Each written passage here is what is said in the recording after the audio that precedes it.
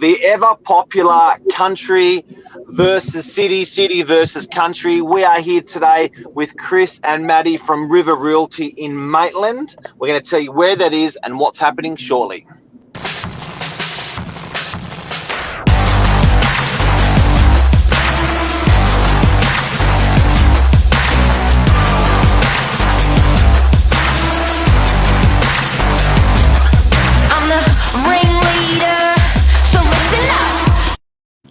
Good morning, everyone. Welcome to Morning Minutes. Myself, Michael Bergio, Mark Novak, Chris Henry, and Madison Woodward. Good to have you guys on for episode 402. We're getting on. Excited about this morning to talk about the sort of the Newcastle market, Maitland in particular, where you guys specialise, because there's a lot happening. Infrastructure, a lot of money the state government spending there, more buyers even locally. Of the northern beaches are considering mostly buying investments out there, but also looking to move a little bit north of the northern beaches. So it'd be good to get your views from on the ground. Good morning. Good morning. Morning. How are you, Michael? Mark? Well, good legend. Team. Your city good. Down there are doing so incredible work. So it's great to catch up. Thank you. So tell us a little bit of what you do, your company, a bit of background, where you're working, and then we'll get into the sort of specifics. Yeah, perfect. So our office is located in Maitland, which is about 30 minutes inland from Newcastle, right on the Hunter River. And we're about 2 hours north from you guys. And, we're very close to vineyards, plenty of wine up this way. Great beaches and plenty of lifestyle. So there's about 34 of us in the business, sales, property management, maintenance, projects. So a lot of activity up here in the Hunter. So I guess you're in between. So you're sort of between the Hunter and Newcastle. Right in the heart. You're the best of both worlds. Just a quick question. I'm not really well travelled around Australia, I think like a lot of Australians, but we're just going to show you where it is. But my question is, why is Maitland why am I so familiar with Maitland? Like, what are they known for over the years? Because Maitland, if you said to me I'm from Maitland, I'd go, yeah, right, heard of it thousands of times, but I can't quite pin why. I guess Maitland is right in the heart of the Hunter Valley. So it's on the Hunter River, and a lot of the Hunter Valley was originally discovered from this area, coming into the river port town of Morpeth, all the cedar cutters up in this area. So it's a really trade-based area, farming, rural, and it's got some deep history. Some historical towns like Morpeth, Lorne and Maitland CBD are really known for its historical value. And outside of that, you've had a lot of good commercial hubs. We've had, because it is so close to Sydney, it is right at the end of the F3 freeway. It is very connected to the North Coast, to Newcastle's big port. And also, straight down to Sydney. It's not too far to get to you guys. It's probably nowadays it's under 2 hours with our traffic links now. Yeah, wow. So from a lifestyle perspective, I guess a lot of people come to the Hunter for affordability. They come for open space. They come for lifestyle opportunities, and we're right in the middle of vineyard country, but also the beaches are only 25 minutes from here, with Port Stephens, which is a stunning area. I think at least 3/4 of Sydney holiday in Port Stephens during the summer months. So I think it felt like that in Christmas at Christmas time. At least 3/4 of Sydney were up, but it's beautiful, clean beaches up here, and sort of I think that the semi-rural marketplace is really what drives this area as well. So if you're looking for a couple of acres with beautiful rural views and you want to get out on some dirt bikes on the weekend and just enjoy yourself, this is the place to come. Now, a two-tiered question that I've got, one to you and two to Maddie. One is, how have you seen that region change? You've been there, I get, a long time. How have you seen that region change long term and mid term? And then over to Maddie, how have you seen it change in the short term in the last 12 months? So, Chris, how have you seen that region morph or change over like through the 90s to 2010 and then over to the young person? Yeah, I think that the population increase is really what's driven it. Early 90s, I guess we were tracking at a bit over 50 odd thousand, but now we would be up around the 80, 85,000 people just in the Maitland region itself. So you've seen a huge amount of infrastructure come in here, government spending on roads, the new Maitland hospitals now going in, the major shopping complexes that have come into town with Stocklands and Westfields coming out of Newcastle. You've really seen such a commercial investment into this area. And that sheer population increase because of affordability, because of land that's been available in this area for mums and dads to build investment properties and also family homes. Traditionally you were buying a family home for around $450,000 to $500,000. So the affordable nature of the area has been, I would say, the major driver. Definitely. I think since I've lived in Maitland for coming up to 9 years now, so only a short period of time, but I think we've had the most change in that time for the Maitland. So as Chris said, the expansion of Stockland Green Hills. Is that only because you came to the area? That's it. Yeah. Yeah. So, as Chris said, Stockland, when I first came to Maitland, the car park for Stockland Green Hills is now just level 1. So the whole thing is expanded. Yeah. We've got a new Maitland hospital coming in now. So there's a lot of infrastructure spend happening on the area. When I bought my first property only 2 years ago, the entry level for a first home buyer was around $350,000. The entry level for first home buyers we're seeing now is sitting anywhere between sort of 550 and just over the 600. So the change that it's gone through in the last even 24 months has been huge. There was a lot more land available, but as Chris said, I think there's virtually no land left. There's still more estates coming, but obviously as they move through, they're not quite ready. But yeah, there's been a lot of growth that Maitland's happened, and it's really accelerated in the past 2 years. And how has that been? Is it more of an owner-occupier market, or have you seen, and if not, have you seen a shift of investors looking at properties because the entry point's a lot lower? Like Chris was, say, before 2015, was it a largely owner-occupier market? And do you get many investors? If so, what type of yields and the capital growth they do get? Yeah, it's a good question because we are seeing a lot of investors trying to get into the Maitland area because of affordability. But what I'm finding at the moment is the owner-occupiers are pushing them out of the market. So for investors, it's a numbers purchase. If it doesn't make sense, they won't move forward. But realistically, we're trying to encourage investors to still proceed with an investment property because of the growth that area will achieve long term.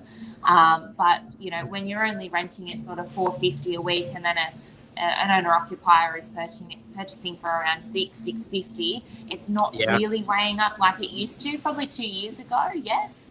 But we're seeing more investors trying to build properties out here now, secure some land, do some dual occupancies, because our land sizes, while they are slightly getting smaller, they're still not as small as Newcastle. So we're seeing, between sort of 600 to 800 square metres is your average land size here, and investors are definitely trying to do those dual occupancies type constructions, and they are still progressing and moving forward where it is negatively geared, but the growth of those properties are far outweighing that anyway. So yeah. Are there adjoining suburbs? Oh yeah, sorry, go on, Chris. Yep.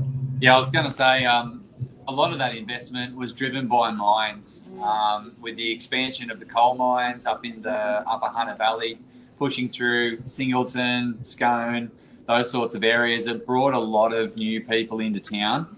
A lot of employment has been driven from our mining industry up here, which means that there's a lot of people with excess capital to spend and looking for ways to gear their long-term future. So a huge amount of properties being bought in super funds, and you know, as Maddie said, the way to get affordability and good returns around that is to look at, you know, dual keys, duplexes or multi-dwelling that are driving that higher yield. So, you know, you can see a lot of properties in this area average, you know, 5.5% return on majority of those. And if you're looking and working with an agent who can guide you in the right processes, we can see those returns, you know, increase up to 6s and 6.5s if we get the right product for them. So just if anyone's tuned in, we're talking about Maitland today with River Realty and the features and benefits of what's happening. So what are the key suburbs that support Maitland, or the sort of towns, I should say, sorry, that support Maitland, and what would you see the benefits of living in those different areas as well? Just to give, because a lot of the people are from Sydney don't really understand the area. So as a mud map, you know. Depending on where they're coming from, a lot of our Sydney audience will pick Lorne, Morpeth and Bulwarra. So those suburbs, we understand why they can resonate with some Sydney clients because of their history. They offer a lot of uniqueness in terms of, you know, most of them are over 100 years old. In Lorne, Morpeth is your sort of bit more of your cottagey style properties. Old Bulwarra is beautiful, but mainly because it's all flat. Most of our clients coming out of Sydney, if they're looking to downsize or they're wanting to live close to shops and not have that driving everywhere lifestyle, they're nice and flat, they're wide streets, they're tree lined, they offer a lot of character. So those three suburbs, they are probably our most expensive suburbs in Maitland, the most prestige areas to live. But that's half the attraction from our Sydney audience. For our families coming out of Sydney, they love to try and grab a nice big acreage, as Chris said, dirt bikes, animals, cows, horses. They just want to jump straight into that lifestyle, which is awesome. So those bigger acreages on the river, but they're only probably 10, 15, 20 minutes out of the Maitland CBD itself. So in terms of schooling, kids' activities, shops, they're not too far away, but you know, you're right out in the country is what it feels like. So they're quite popular. And then for your middle families, you know, East Maitland has always been a massive area that people love to try and get into. It's our fastest growing suburb in terms of its growth. Rayworth is awesome, Bulwarra Heights. So you've got some beautiful little suburbs in and around the area. And then first home buyers, they can be a mix right through all of those properties depending on what they're wanting. And especially renovated style properties are super popular because you can make them your own, but you're also adding value to that property. And if you can pick them up in a key suburb, you're doing really well. I was going to say, what's sort of the next sort of fit? I know there's a lot happening in Newcastle and that sort of CBD. Is that going to flow on to where you guys are in Maitland, where they're wanting the population? You already said there's been great growth, but are they looking to increase? Because sometimes the council will say these are our 25-year goals. Are they looking to increase the population, say, from 100,000 to 250,000 therefore, because you mentioned new estates, are they unlocking new land to accommodate that growth? Or do you think there's sort of the attitude either amongst the locals to keep it sort of at the level it is and not let it get too much density? Or is everyone sort of like, let's get new business parks in? Because what are the job opportunities? Are people who live locally, are they just retiring? Or they're more working locally, teachers in the new hospital? Great question for Maitland. Love it. It really is quite split because we've got such a strong mining culture up here. So employment around the mining territory, but also there is such an entertainment culture too. When you're looking at Port Stephens, Newcastle, and all of the wine country, there's a huge amount of entertainment employment to cater to that marketplace. And when it comes down to your agricultural areas, there is still a lot of farming taking place in this area, whether it's turf farming, whether it's, infrastructure going in. There is a lot of activity. So we've got a huge medical base coming in because you've got a very, very strong medical culture up in this area with the new Maitland Hospital, which is it's massive.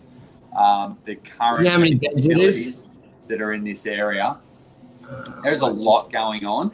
So employment from a professional standard is increasing as well with doctors, lawyers, accountants. Because the population is really growing, there's such a deep employment base also of self-employed startups. And I think that what we've seen change in the last 12 months especially is a huge flow-on effect from people that were initially thinking of moving into units, moving into potentially the CBD of Newcastle and even Sydney for that matter. They're looking at potentially even retiring onto some land and some space out in this area. So I would say it's very much a 50-50 young family growing versus the downsizing, retiring type age bracket. Yep. In terms of land releases, to get back to your land release, it's the big state government question at the moment is how do we get speed to land release, because the amount of land that's being sold in this particular market has been so strong, and the release of land through rezoning has been extremely slow.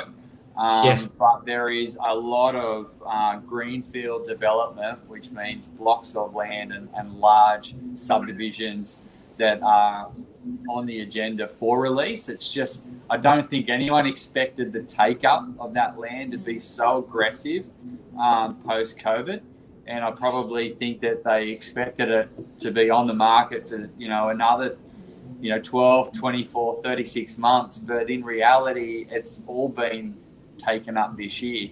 And the developers are working hard to lobby New South Wales government to really drive that release of land out in this area. And we're seeing a lot of the major unit developers from Sydney looking at opportunities out here in the Hunter to try and capitalise on some growth. Just to give you an example on how fast land is selling, we had a land estate that we could not move for how long? Probably 18 months. Yeah. 12 to 18 months. I think there was about 4 blocks sold. And then post-COVID, I think that whole estate sold out within about a 4-week period. Wow. How many lots? So they're generally around 50 lot stage releases. Yep. Yeah. So generally that's about an average release of an estate. And, as Maddie said, pre-COVID, sales are quite, not slow, but just average for this area. But post-COVID, you're seeing 50 lots being sold out, as Manny said, within a 10-month period. What's interesting there is there's still the same population in Australia. It hasn't changed.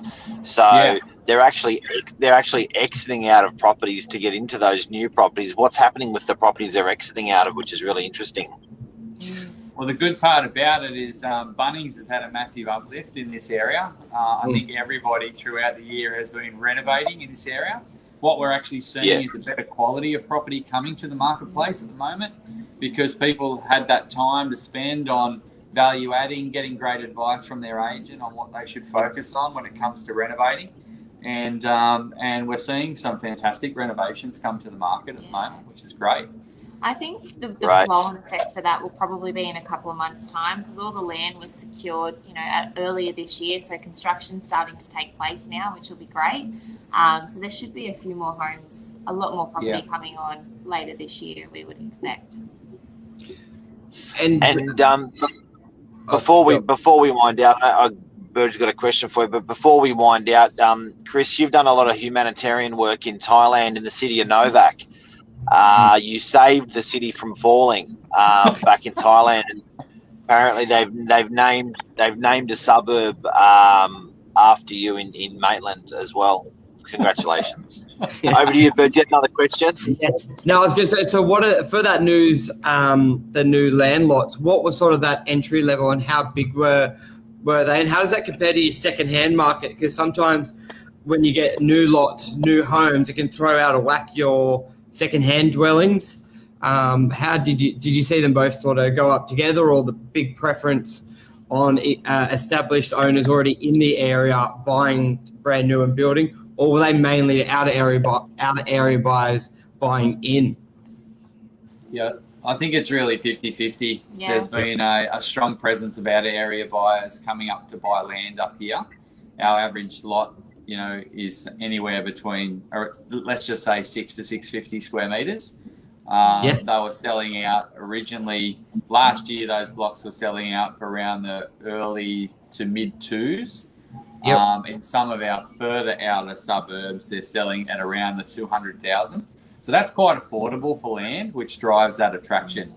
But since then, we've seen some significant price increases of some land that we've been selling in some blue chip suburbs like Morpeth, with those blocks now, exceeding the $400,000 mark for basically the similar size. So what it's doing, it's driving up prices in general. So your average home for sale in those blue chip suburbs, originally sitting around sort of 650 to 7, we've started seeing those ones push up to, mid 8s to 900. And for, I guess, newer homes in existing areas that are originally selling for around that 650, we've seen them sort of tracking up around the 800 now. So quite a significant increase in price. So for those owners around the Hunter, they've seen a fair bit of growth on their properties in the last 2 years, and it doesn't seem to be slowing down. I think that this area will continue to grow, and you will see in time, in the next 2 to 3 years, prices almost catch up to some of our Newcastle, Sydney type pricing. So do you find those people who have had the strong growth, are they buying back in the market for a second property within the same area, or would they choose to go Newcastle for the people who may own for 10, 15 years, got great equity? Obviously, Northern Beaches, we see a lot of people who've got a house in, say, Narrowena, they buy an investment in DY. Where would your established owners buy an investment? Because I know you said the yields are a bit more properties going towards owner-occupier. So are they buying under their nose, or are they going 30 minutes to Newcastle generally? We're seeing more local investment, I think, because realistically, as we said, the affordability is still here. So we very rarely see an owner sort of jump towards Sydney or Newcastle for an investment property now. I think once you've lived in the area and you've experienced the growth, you tend to stay where you are here, so you can monitor and manage most of the time. A lot of job relocations take place where they'll hold their property in the Hunter, put a good tenant in it, relocate to Sydney, Newcastle for better job opportunities or whatnot. So we have seen that taking place. We're also seeing a big market in granny flat and also studio accommodation, because traditionally the lots were around that 1,000 square meters. There's a lot of excess land that is still sitting on most primary dwellings. So we've seen a lot of people take advantage of building that second dwelling or putting that studio accommodation in and driving some potential rent yield, or even bringing their parents a little closer to home. And so dual living is now, I'm seeing a lot of that take place where families and your council is supportive. And your council is supportive, because sometimes some areas council make everything very difficult. So they process the application through a DA or just complying development. Bit of both. I think council, by and large, have been pretty good to work with in the Maitland region. They are pro development and doing whatever they can to make sure that this area continues to grow. And I think from what I'm hearing, you always hear some of the challenges that are taking place in your harder suburbs. But on the whole, I think that our council has been very good to work with for potential development. And just finally, just to wrap up, I know a lot of people who, when they think about buying outside of Sydney, they, as an investment, they're worried about vacancy, days on market. Could take 6 months to empty to fill up. What sort of your days on market for your traditional 600 square meter block home, 4-bedroom? Is it months, weeks, and then At the moment, at the days? moment it's days. I mean, there's a huge waiting list for land. We've got hundreds of people on a waiting list for blocks of land. But in saying that, it's still making sure that we're matching the right criteria. Correct. When it comes down to rental properties, again, there is availability, but it's important to develop those relationships with your agent to get connected to the right property that suits you. I guess if you're alone out there searching and you don't have a great advisor, it's going to be a lot more difficult. So, I mean, if I was coming to Sydney or the Northern Beaches, there's only one company that I'd be in touch with right now, and that's getting hold of you guys.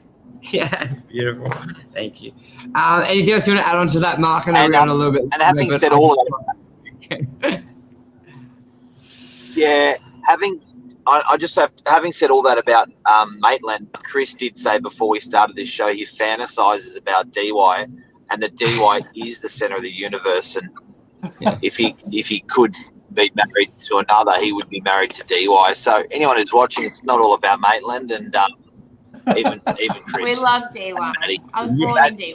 Yeah, Maddie's originally from the Northern Beaches, so you can see good oil. So go DY.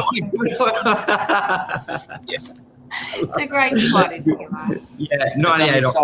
There's some exciting opportunities down in those Northern Beaches when it comes to being connected to the Novaks down there. It's a relationship and a spot that we value very deeply. Yeah, and obviously this whole talk is a second best opportunity. If you want the best beach job opportunity, you buy Northern Beaches. But if you're a second type of person, Maitland's really good. Call Chris and Madison. Yeah, it's like your second child, or if you can't afford it, go to Maitland. Yeah. Just joking. I'm just joking. All right, guys. Thank you so much. Thank you for coming Thank on. you for having us. Thanks, guys. Enjoy Take your care. day. See you guys. Talk soon. You too. Bye. Cheers. See you.